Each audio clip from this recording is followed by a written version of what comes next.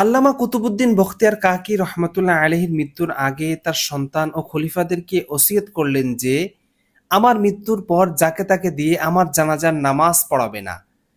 আমার জানাজার নামাজ যে ব্যক্তি পড়াবে তার মধ্যে 4টি গুণ থাকতে হবে।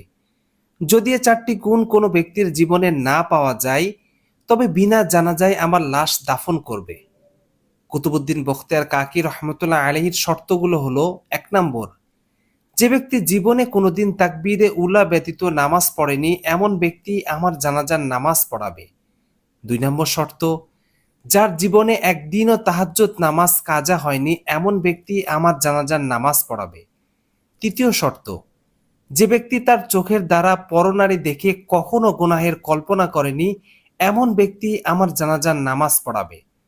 4র্থ শর্ত, যে ব্যক্তি জীবনে কোনোদিন আসরের সুন্নত কাজা করেনি এমন ব্যক্তি আমার জানাজার নামাজ পড়াবে। কুতুবুদ্দিন বখতিয়ার কাকি রহমতুল্লাহ আলাইহি ইন্তেকাল করলেন। ইন্তেকালের পরে তাকে জানাজার জন্য প্রস্তুত করে মাঠে নেওয়া হলো।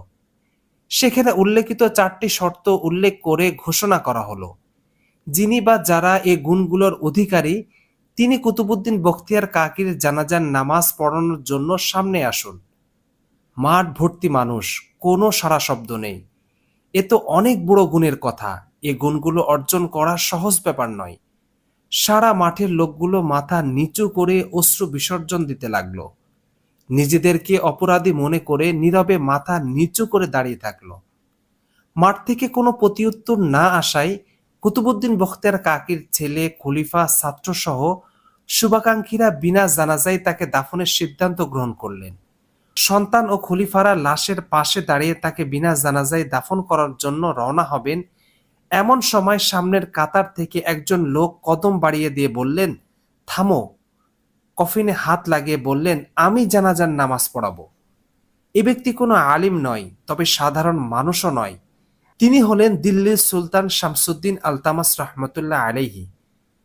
দিল্লির সুলতান শামসুদ্দিন আলতামাস রহমতুল্লাহ আলাইহি কফিনের সামনে গিয়ে কাফন সরিয়ে কুতুবুদ্দিন বখতিয়ার কাকি রহমতুল্লাহ আলাইহির কপালে চুমু খেয়ে বললেন, ওগো আল্লাহর অলি, সারা জীবন নিজে আমল করে করে তোমার আমল গোপন করে তুমি চলে গেলে, আর আজকের এই ময়দানে আমার আমলগুলো প্রকাশ করে দিলে। আমি ভয় করি আমার আমলগুলো প্রকাশ হয়ে যাওয়ায় না জানি আমি ধ্বংস হয়ে যাই। এ হলো গুনাহমুক্ত জীবনের নমুনা। আল্লাহ তাআলা মুসলিম উম্মাহর সবাইকে উল্লেখিত গুণগুলো অর্জন করার তৌফিক দান করুন। গুনাহমুক্ত জীবন গঠন করার তৌফিক দান করুন। কুরআন ও হাদিস মোতাবেক জীবন সাজানোর তৌফিক দান করুন। আমিন।